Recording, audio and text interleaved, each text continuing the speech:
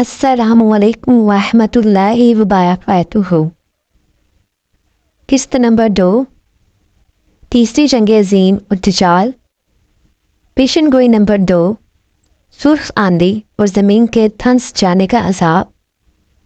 पेशन गोई नंबर 3, पहली उम्मतों की रविश इख्तियार करना। अभी हम आपके साथ पेशन गोई नंबर 2 को डिस्कस करेंगे। पेशन गोई नंबर 2, सुर्ख आंधी और ज़मीन के धंस जाने का अज़ाब।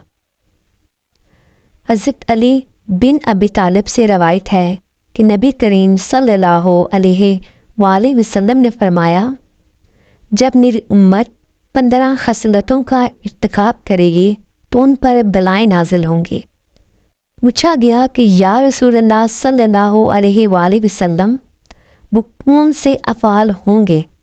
फरमाया, जब माले गनीमत को अपनी दौलत समझा जाएगा और इमानत को गनीमत की तरह समझा जाए और ज़कात को तावान समझा जाए और आदमी अपनी बीवी की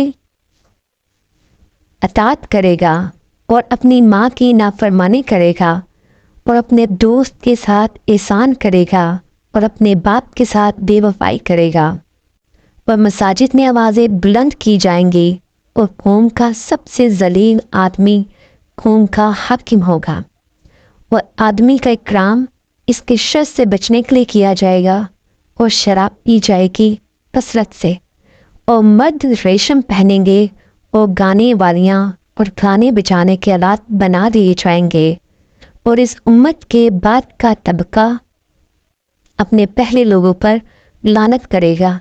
बस इस वक्त इंतज़ार करना सुर्ख आंधी का या ज़मीन के धंस जाने का या चेहरे मसख हो जाने का। यहाँ तक ये हदीस थी जिसको हमने आपके साथ डिस्कस किया। अब इस हदीस का फ़ायदा क्या है, इससे हम क्या सबक ले सकते हैं, उसको अब हम डिस्कस करेंगे। फ़ायदा, इस हदीस में माले गनीमत को अपनी दौलत समझने के बारे में आया है। इससे मुजाहिदीन को बहुत होशियार रहना चाहिए। माले गनीमत में बग़ैर अमीर की इजाज़त से कुछ भी नहीं लेना चाहिए। इब्लीस हर इंसान को इसकी नफ्सियात के एतबार से ही गुमराह करना चाहता है, तो इस बारे में अल्लाह की राह में जहाद करने वालों को बहुत एहतियात से काम लेना होगा।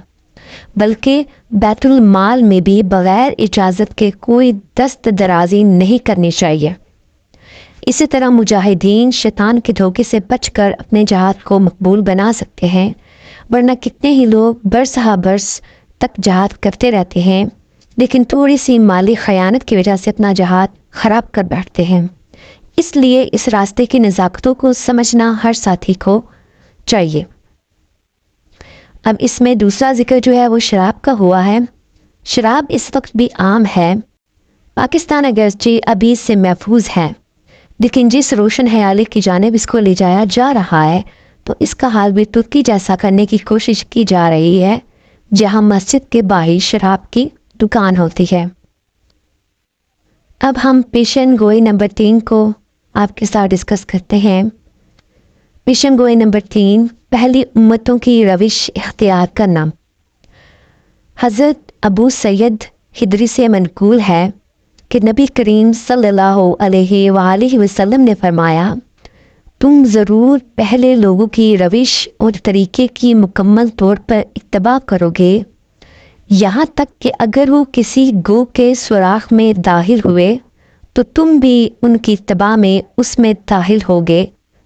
हज़रत अबू हुरैरा फरमाते हैं कि आप सल्लल्लाहु अलैहि वसल्लम से हमने दरियाफ्त किया, या रसूलल्लाह सल्लल्लाहु अलैहि वसल्लम, पहले वालों से मुराद यहूद और नसारी हैं?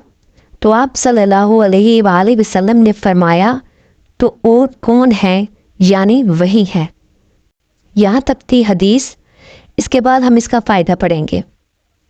फ़ायदा, इस वक्त मुसलमानों के अंदर अक्सर वो बीमारियाँ पाई जाती हैं जिनमें पहली उम्मतें मुब्तला थी, जैसे कि ज़ना, शराब, जुआ, बेईमानी, नाहक कत्ल करना, अल्लाह की किताब में तहरीफ करना, नबी करीम सल्लल्लाहु अलैहि वसल्लम की सीरत और तालीमात को मसख करके पेश करना, यहूदियों की तरह दीन की इन बातों पर अमल करना जो नफ्स को अच्छी लगती हैं और इन बातों को पसे पुश्त डाल देना जो नफ्स पर दुश्वार हों।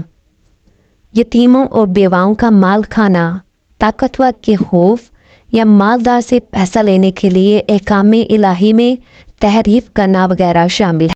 और आखिर में आप सबसे हमारी इल्तिजा है कि अगर आपको हमारी वीडियोस अच्छी लगी हों, अगर आपको इसमें से एक लफ्ज़ की भी समझ आई हो, तो प्लीज़ हमारे चैनल को सब्सक्राइब कीजिए और बेल आइकन को प्रेस कीजिएगा और इन वीडियोस को ज़्यादा से ज़्यादा दूसरों के साथ शेयर करें ताकि उनको भी इससे कोई ना कोई सबक हासिल हो।